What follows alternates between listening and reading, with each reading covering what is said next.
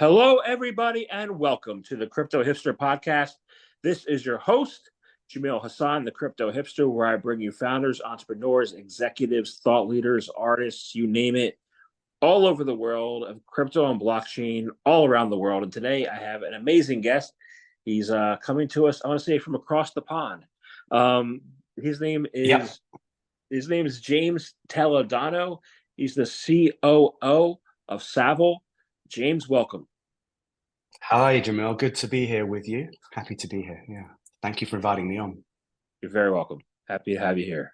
So let's kick things off and I'll ask you first about your background. What is your background? And is it a lot of background for what you're doing now? So yeah, I've got quite a storied background with some kind of corollaries to where I'm at now. But I mean, essentially, I started out really in digital music. Well, actually, in the digital web space when it was first kind of getting off the ground in '96, and then I moved quickly into digital music.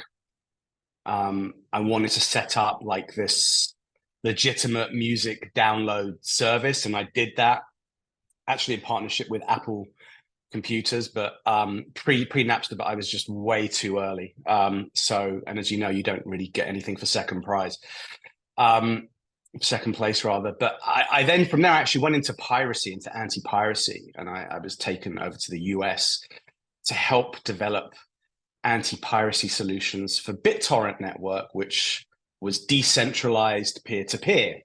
So this was my first kind of foray into decentralized technologies. And obviously, fast forward now, I'm back in the decentralized space, but in a different vertical. So there's some, there's some corollary, but it was purely accidental. It's not, it wasn't planned. And then kind of in between, I've worked in digital transformation space and setting up agencies that I've run and things like that. Yeah.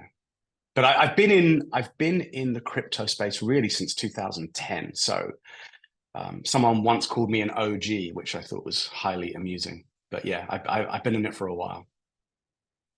Awesome. Awesome. So I don't know if I'm an OG yet. I've been in here since 2017. So I'm getting there. Um, I think like aren't crypto years like dog years in the real world? I was thinking decades, a decade is a year. Yeah. Let's go with that. Yeah, yeah. Cool. So Savile, right? What is it all about? Yeah. What gives you a competitive edge in the market, and what's this vertical? Well, so we are a self-custodial or non-custodial wallet. I'm pretty sure your audience are savvy enough to know what that means. But just in case, what that does mean is that we have software wallet, which is in the form of an application which you get through either Google Play Store or the Apple Store, um, and it means that anyone can store their crypto assets. They have full access to them at all times, and they own their security. So by comparison, say if you're using a centralized exchange, that's a custodial service, right? And we know from say like things that happened with FTX recently in the past couple of years that if the proverbial hits the fan and you want to get your money out on a centralized exchange and they haven't got liquidity, you're kind of stuffed. But the whole idea with a non-custodial wallet is that nobody can prevent you accessing your funds.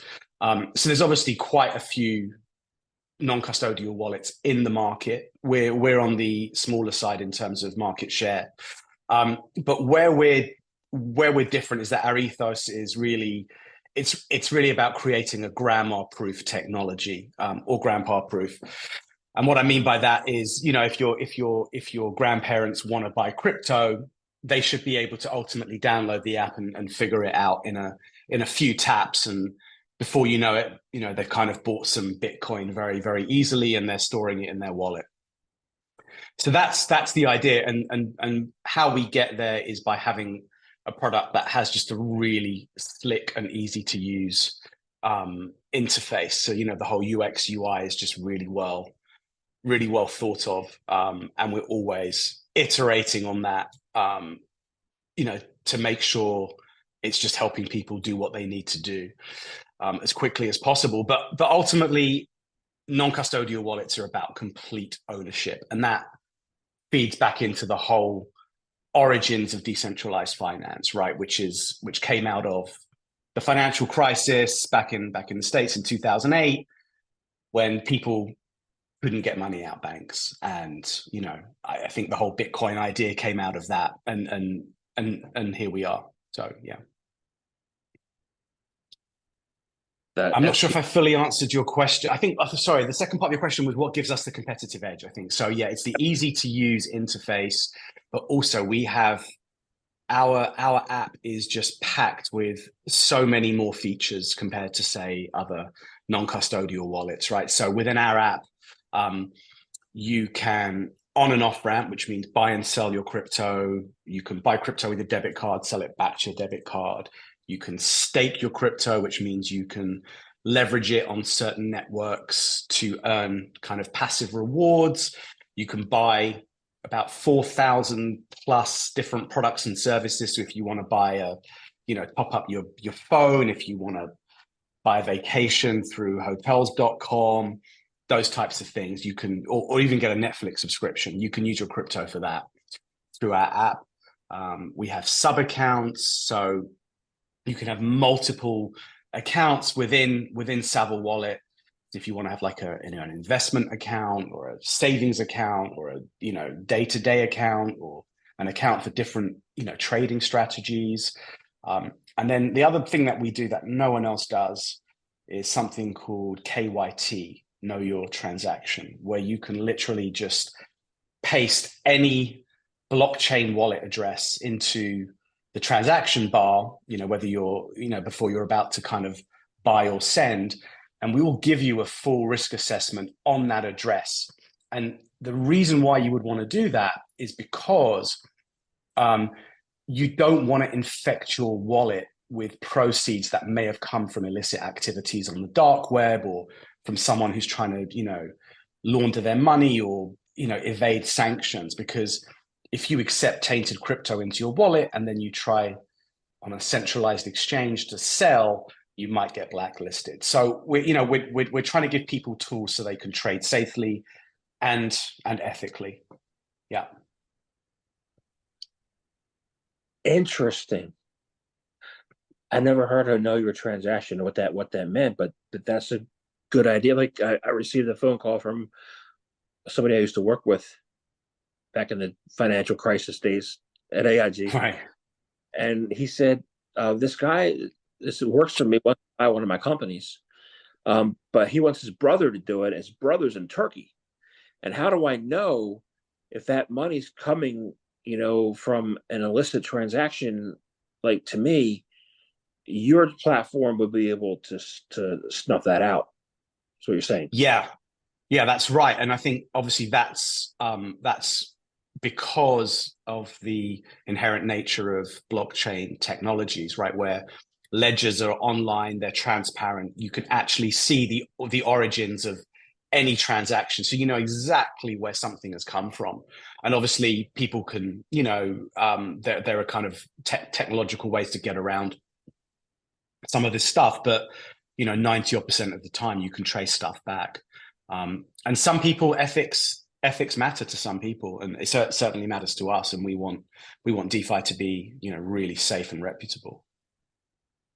In other words, what you're saying is that the average user will be able to do the same thing that companies like Chainalysis do, and that's exactly. Actually, we work with two companies who are competitors to Chainalysis, so we're not just using one company to provide the intelligence for our KYT service. We're working with two, so that we can ultimately provide two scores that are filtered into one score, because each company has a different algorithm. They have a different risk threshold. So we wanted to just do it through more than one provider. But yeah, exactly right. Exactly that. So that's one of your two competitive advantages. The other is what you said. Actually, right now, I think the only retail app I've been using to get discounts on stuff and buy products and services is Lolly, which they give you a little bit of Satoshis, for transactions. But you're saying you have a full platform where retail users can use it to do non-crypto and crypto transactions together in one platform. Well, yeah, what I'm saying is they can use their crypto to buy real world products and services, right? And then actually you touched on something else that I missed out is we are going to be launching a loyalty program within the app, which is woven into the fabric of the app, which is going to reward users for transaction-based activity and also social engagement activity with our own Savile token, because part of what the app does as well, we have a built-in social network called Community. So we have a lot packed in, and the idea behind Community is for people to kind of share, ideas, to discuss things, to learn things, to share strategies, post content, and we want to reward people for doing that. We want to keep people on the app, and we're going to do that by giving them rewards, which they can then either redeem for, say, KYT checks, or they could exchange those tokens for, say, USDC and cash their chips out, so to speak. But yeah, so that's where we're at, and we think we're pretty unique in that space, in our space, because nobody's doing as much as we are within one app. All right, so you said a word there. You said social. When I say social, and I'm on social media, a lot of people I see are arguing and infighting across different communities, right? One of your is to socialize the blockchain and unite users, which is the opposite of what I've been seeing, right? How do you accomplish that, especially when things seem to be, a little bit more fragmented than they ever have been before? Yeah, so I mean, I kind of agree with you. So obviously, I spend time on Twitter, or X, whatever you want to call it, unfortunately, and you get the idea there that people just love to fight. They love to insult people, and that's an issue across all social media. But what we found is when you have a highly focused community, so the social aspect within Savile Wallet app, people are using Savile just for crypto.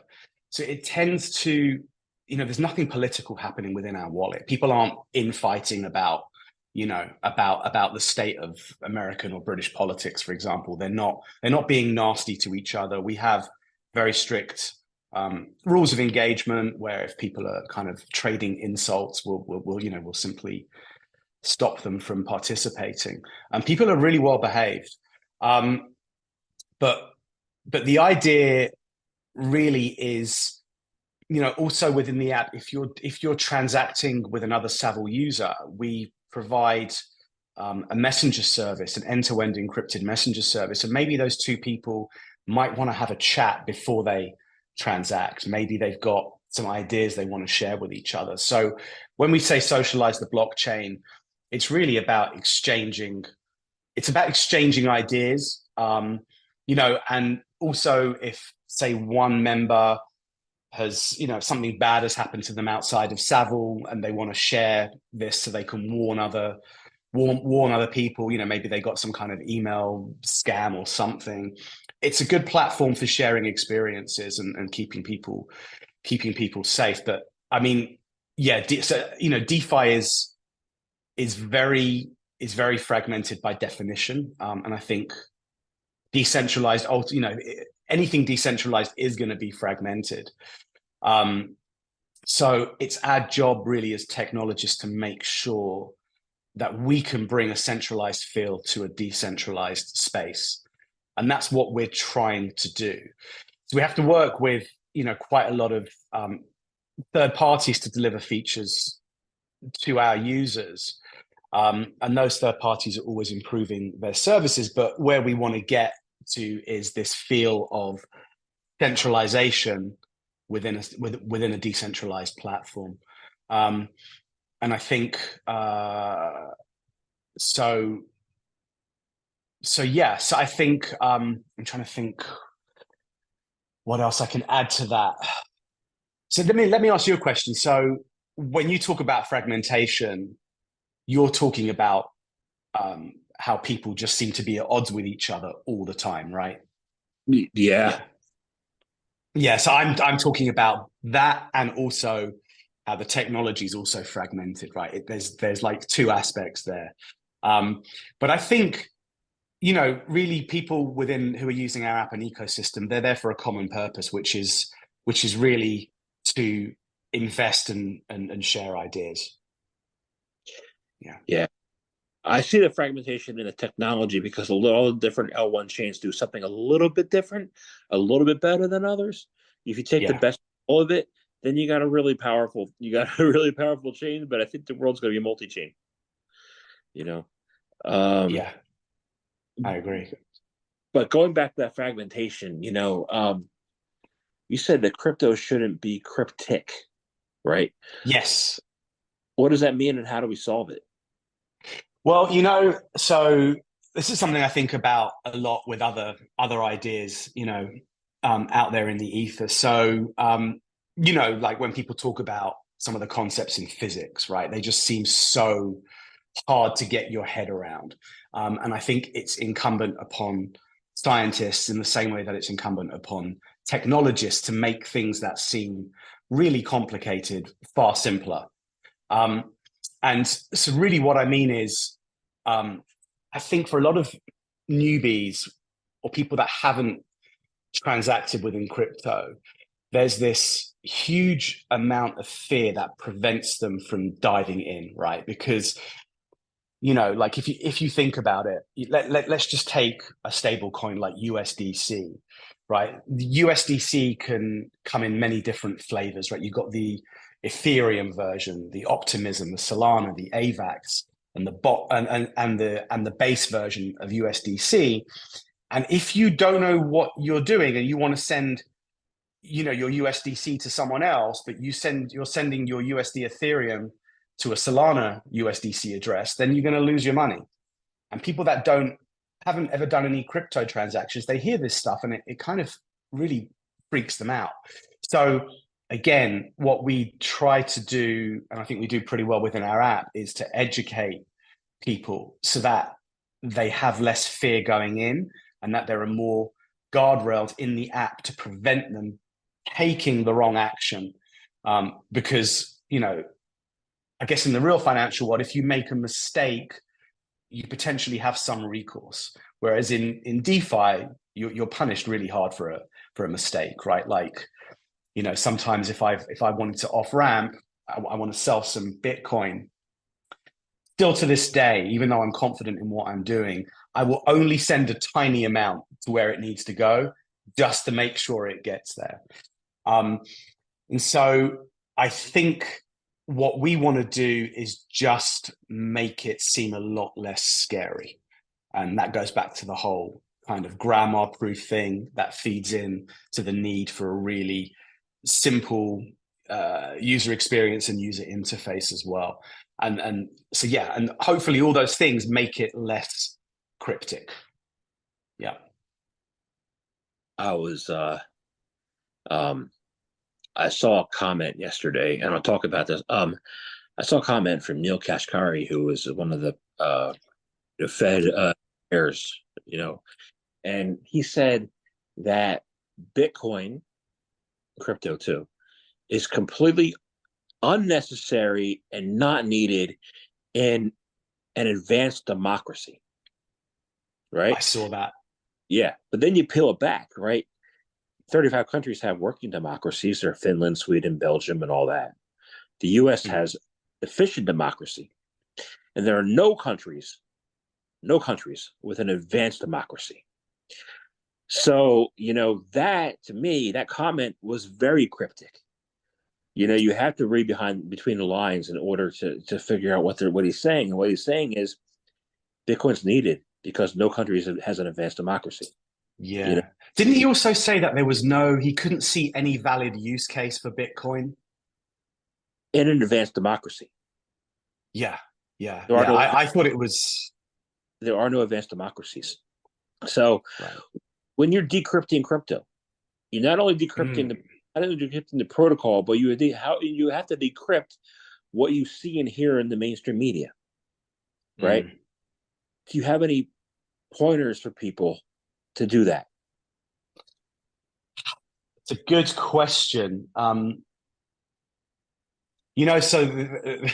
the thing that's going around in my head right now is people like, you see on Twitter, people like Jim Cramer, right? Who is just talking about, Bitcoin and how it's just going to collapse the whole time. And then the whole Twitterverse or the Xverse are saying, you have to reverse whatever Cramer says, right? So, and it kind of, I don't want to, be kind of immature about the whole thing, but a lot of me thinks that when you hear comments from that Fed guy or from Jim Cramer or from Jamie Dimon, like whatever they're saying, you almost need to reverse. And part of me wonders, especially for someone like Jamie Dimon, if he's just secretly got this huge stash of Bitcoin, right?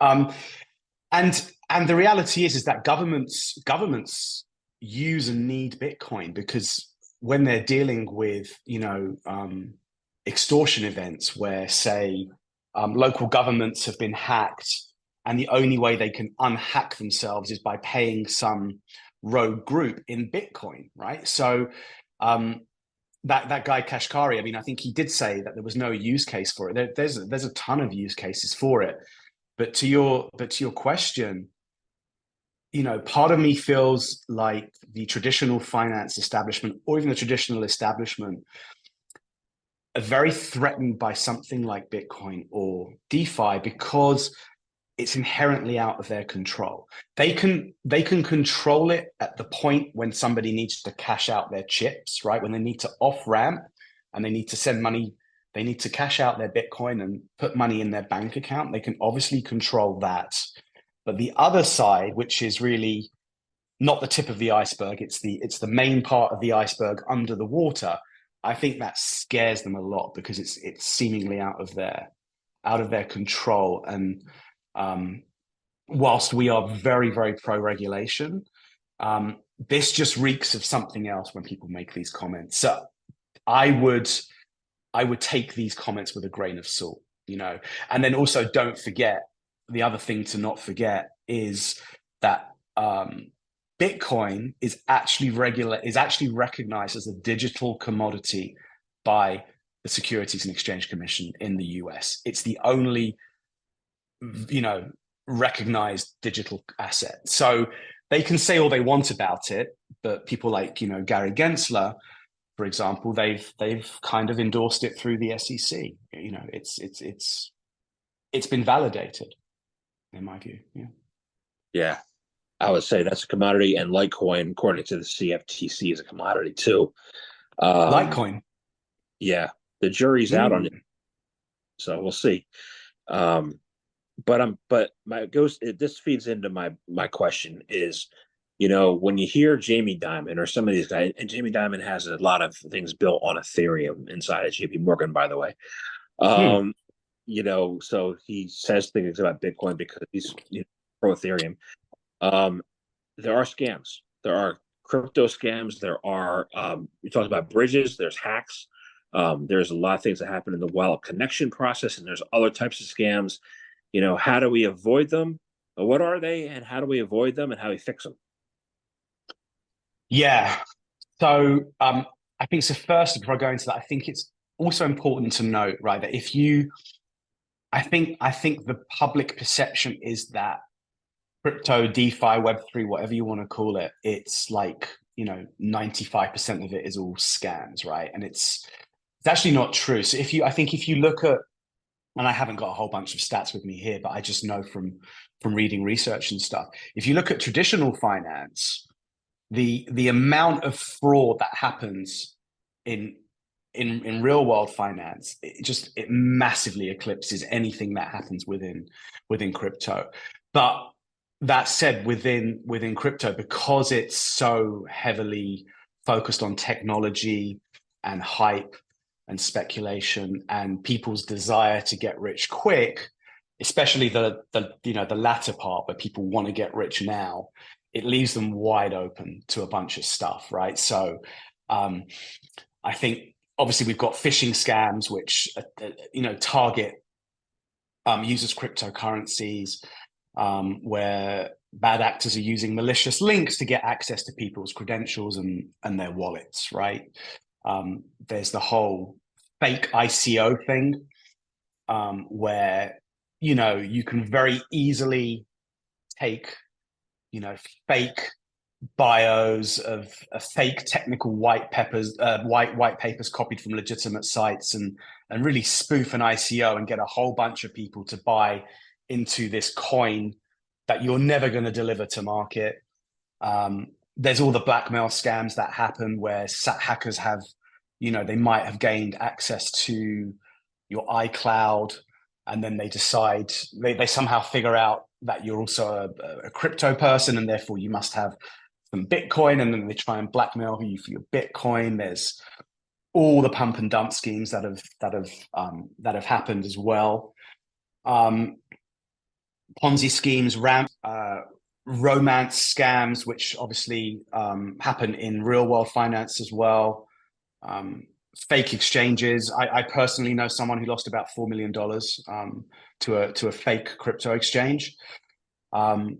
Rug pulls, where people raise capital for a crypto project and then suddenly remove all the liquidity and the project goes to zero, right? But then, most recently, I think for me, things like FTX, where they have Super Bowl ads with Larry David, or you have Tom Brady endorsing it. And people who look up or idolize, say, Tom Brady, they think, well, Tom's involved with FTX, I'm going to invest. And then, we know what happened with FTX. So really, I think everything that applies in the real world to potential fraud and scams applies to crypto as well, which is, if it's too good to be true, it is. People have to separate their desires from reality, right? I might want to make $1 million really quickly, but the reality is, if anyone is promising me that's going to happen, you have to avoid it. It's just not true. And then the acronym that I use with people is ABD, which is always be diligent. So do your research. If you act in haste, you will repent at leisure. So yeah, everything that applies in the real world applies in the online world too, and even more so. And then, I think if you take artificial intelligence, the frequency, the veracity, and the cleverness of scams going forward, it's just going to be on another level when you factor in AI and compute power, right? So you've got to be on guard all the time. And the good news is, with a non-custodial wallet, if you're smart about how you store your 24-word recovery phrase, i.e. you store it offline somewhere really safe, then no one has any chance of accessing your wallet. I like that you said, people are in it to get rich quick. I guess I'm doing it wrong because my portfolio is slowly grinding upwards over a number of years. One of the things I do is, and this prevents me from aping into something, is I put everything into a vault where I have 48-hour lockup. So when I get it out, I got to wait 48 hours, and that prevents me from doing degen stuff, but that's really funny. It's funny you mentioned that, because I saw it actually relates to America with the whole legalization of the cannabis market. Someone invented this product for people who have this need to smoke their weed all day long, and they had like a safe where they could put their stash in the safe, and no matter what they did, they couldn't open the safe for 48 hours, right? It's that kind of, it's actually a good idea. It forces you to be diligent. So yeah. So I want to move into the next, build upon the scams and the frauds and all that stuff. And part of fraud activity is piracy. Yeah. You have a background in piracy, so I'm wanting to know, what do you think the future of privacy is, and how can we prevent it as an industry? So when you say piracy, are you talking about traditional piracy in the world that I used to be in? I'm talking about piracy and blockchain. piracy and Huh. crypto. What lessons did you? What lessons you're taking from the world you used to be in as well?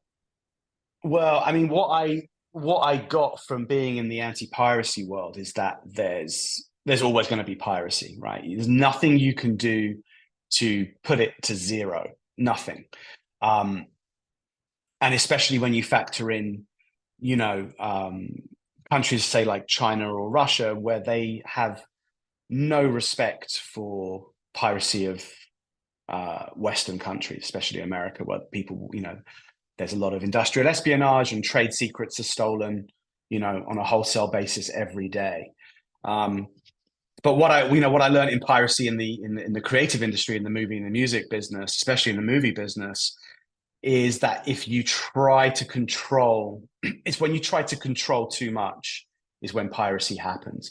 So say, it's not really relevant to the blockchain, but it's an example. In the movie business, if the studios, they released, say, June 2, the sci-fi movie, they just released it simultaneously all over the world on every platform, and they let users decide how and where they want to see it. They would halve piracy overnight. It's when you try to control too much that piracy thrives. And I'm probably not actually qualified to talk about kind of blockchain piracy because it's not an area I know too much about. But I think, I will say we have to watch out for the countries that don't respect our intellectual property the most. Okay, and that would be China, that would be North Korea, that would be some other countries. Russia, yeah. Traditional kind of So, bad actor states, yeah. all right. So you just said AI and blockchain are not related. I would say they are, and I would Right. ask you, if using a lot of people do deep fakes, right? Using AI, they steal people's copyrights, right? Can blockchain be a way to combat that? Yeah, well, so I think there's an interesting, so where I think the blockchain could be really useful actually is validating people's identities, right? So um that's kind of one place. So for example, right now, if you're using a decentralized app like ours and you want to, buy or sell crypto, you need to do something called KYC, which is know your customer. And that obviously means, you know, uploading photos, giving proof of ID in form of passport, driving license, state ID, whatever it is. And all this stuff could ultimately live on the blockchain, and you could just do it, in a single click. And I suspect, the same applies to validating, software applications so that you're using authentic software or security apps. And this will probably especially be true when it comes to things like Wallet Connect, which obviously we have in our app as well, where you want to, Wallet Connect allows people to connect to third-party decentralized applications known as dApps, where they can ultimately plug in, say, their Solana or their Ethereum to a third-party app where they might want to take part in DeFi lending or borrowing or something else. But one of the areas where users are vulnerable in that situation is making sure that the publisher of the decentralized app matches, who they think they're connecting with. And so the blockchain could serve a really good role in validating publishers of decentralized applications, for example, and identity of all forms and software signing.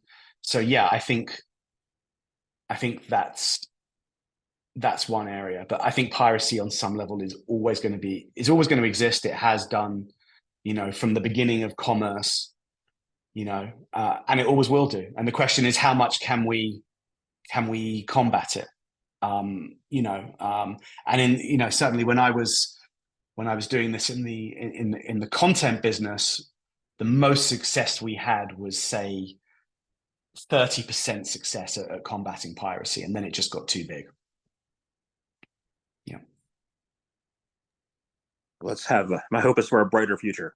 So, Yeah. um, I want to thank you very much for your time today. I really enjoyed speaking with you, and I have one last question. Oh Um, yeah. how can people find out more information about you, about Savile? How can they become clients? Start using your platform? How can they do that?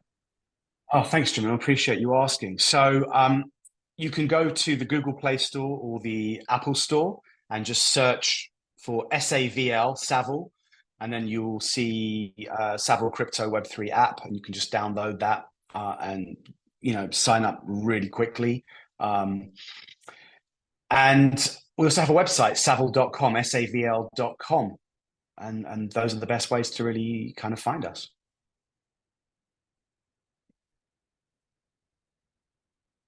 Excellent, excellent, excellent. Thank you very much for your time today.